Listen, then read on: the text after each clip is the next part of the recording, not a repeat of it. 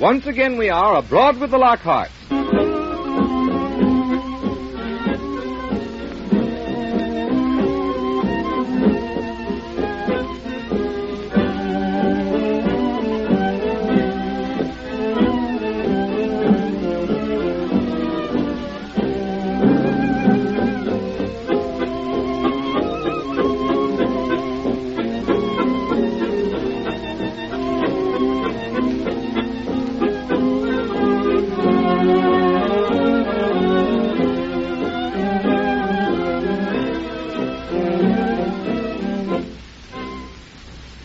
Mr. and Mrs. Lockhart are taking a trip through Europe.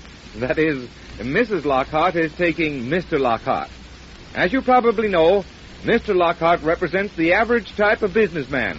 Blunt, comfortable, knows his own mind, enjoys his business and community, and would much rather have gone fishing. Mrs. Lockhart represents the pleasant type of housewife, belongs to the woman's club and the literary club of her town, and still retains the spirit of romance. We listen in on them as they are in the hotel in Rome, preparing for a sightseeing trip. Well, my dear, I tell you, I can't stand this heat any longer. I don't find it hot, dear. The hotel is quite cool. When I say it's hot, it's hot. If you didn't take so many of those cooling drinks, you wouldn't feel so hot. Whatever possessed me to come down here with you is more than I can tell. You did it for me, dear. Well, there are some things no man should do for any woman, and this is one of them. You'll feel better after a while. Lord, I suppose old Charlie's taking it easy back home up at the lake, fishing and resting, and here am I, walking my dogs off, looking at things I don't remember 1 minute after I've seen them. Now, dear, that's just exaggeration. You do remember them, and it's not hot. Now, this afternoon, we're going out alone. Just ourselves, dear. And we won't have to hurry. Just take our time. Oh, I can't go out again today, dear. But we must. We've only got a day or so longer here, and there's so much we haven't seen. Oh, it's too hot. If you take off that heavy suit and put on your light one, you'd be doing something sensible. Everyone in Rome wears light suits. And remember the motto, when in Rome, do as the Romans do. If I did as the Romans did, I'd stay right here in this hotel. Now, you change your suit and get ready while I send off a note to Aunt Min. Oh. Funny we didn't have any mail from home, isn't it? Well, don't be long, dear. When in Rome, do as the Romans do. Now I know why those old birds in days gone by wore nothing but nightshirts.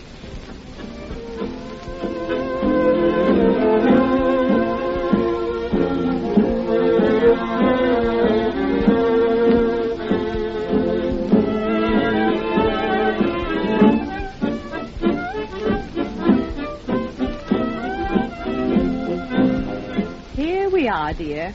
Now, this is the first stop. Don't you feel cooler here? Yes. Now, I'll see what the guidebook says. You see that house on the corner there? Yeah. That's the house where Keats and Shelley lived. Well, what about it? That's where they lived. Well, who are Sheets and Kelly? They might be the battery for today's game, for all I know. Oh, well, it's Keats and Shelley. Well, what did these two birds do? Well, didn't you ever learn anything when you were at school? I certainly didn't learn anything about those two guys. Well, they were poets.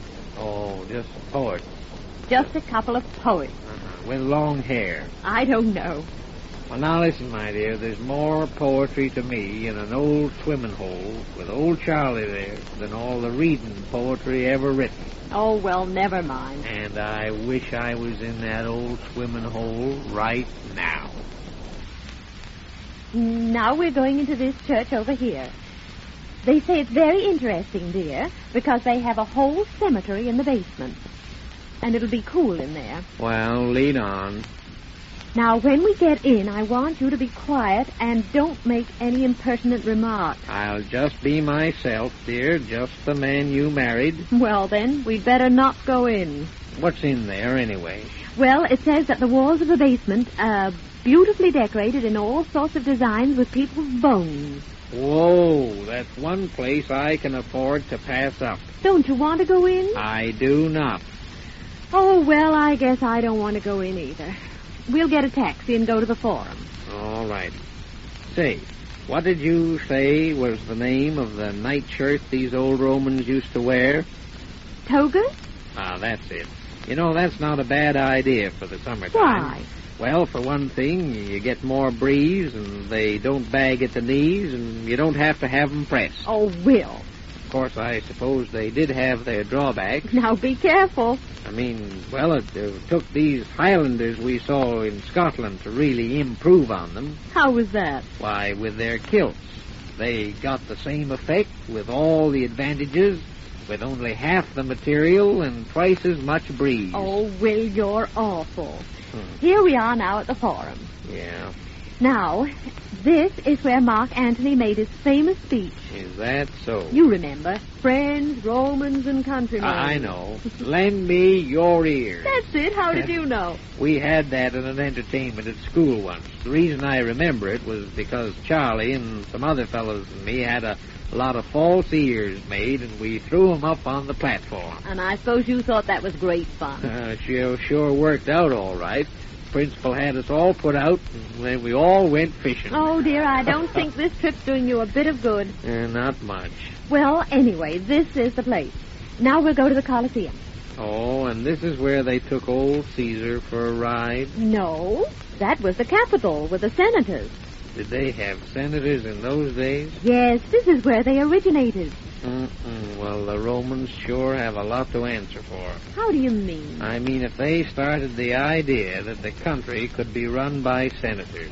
You know, I think this fella Mussolini has the right idea. What's that? Why, when he wants anything done, he doesn't refer it to any senators.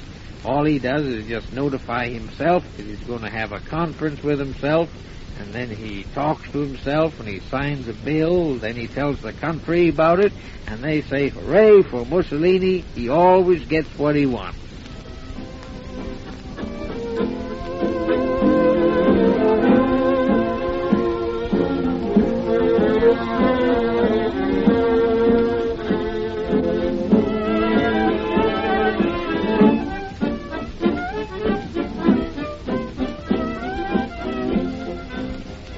Here's the Colosseum, dear. Isn't it wonderful? Why, it's just like our football stadium back home, isn't it? This is where the Romans held their games and where the early Christians were thrown to the lions. Well.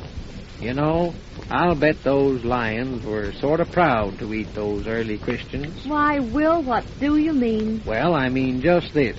Those Christians were honest-to-goodness Christians, I take it, and when old man Lion was handed a Christian, he knew he was getting a good one. Why, dear. But I'll bet if that happened today, Brother Lion would turn up his nose at a lot of them and say, this ain't the good old Christian brand I used to get. Why, Will, you're talking to yourself. No, just thinking out loud. Do you, see those arches over there? What are they? Do you know? Oh, what do you mean, those over there? Those ruined arches? Yeah. They're all falling away. Yeah. Gosh, I wish old Charlie could see them. He sure would sympathize with them. Now, why would he? Why, didn't you know? Poor old Charlie has fallen arches, too. Oh, Will.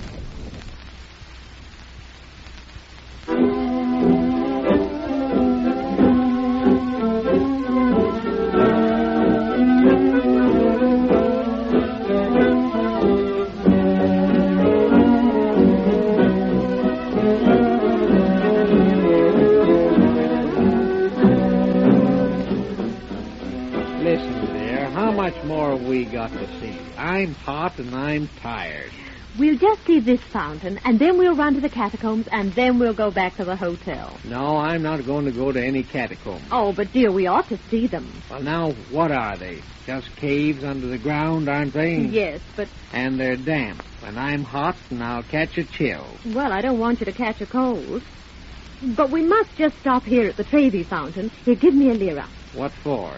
I want to throw it in the fountain. Well, here it is, but why?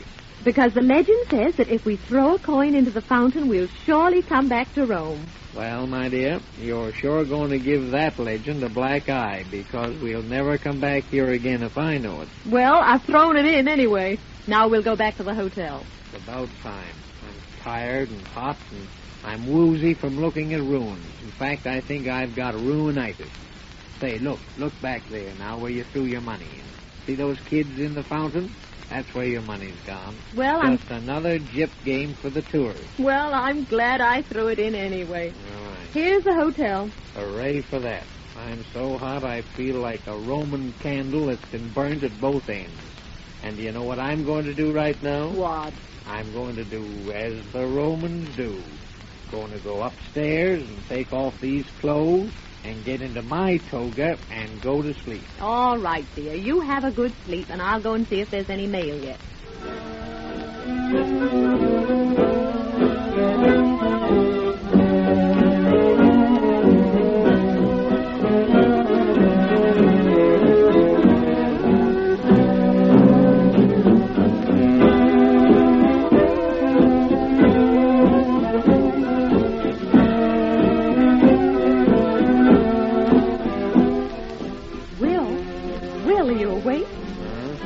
What is it? Here's a letter from Aunt Liz. Oh, what's it say? Well, it says, how are you both? Uh-huh. My, how we envy you seeing all those wonderful things in Europe. Anything about Charlie in there? Yes. And Charlie says to tell Will that it's been so terribly hot here all the summer that he's not been able to go fishing once. Well, what do you know about that? It's been 95 in the shade for the past 5 days, and everybody's just wilted to nothing. Well, how we envy you two, traveling around Europe, enjoying yourselves, while we just sit at home here, too tired to eat and too hot to even talk pleasantly to each other. Well. There now, Will, what do you think of that? Well, you know, it seems kind of cooler here now. It's been cool all day, and I want you to do one thing. What's that, dear? Don't let me hear you complaining any more about the heat while we're over here. All right, dear. Now I'm going up to lie down and have a rest. All right. Poor old Charlie.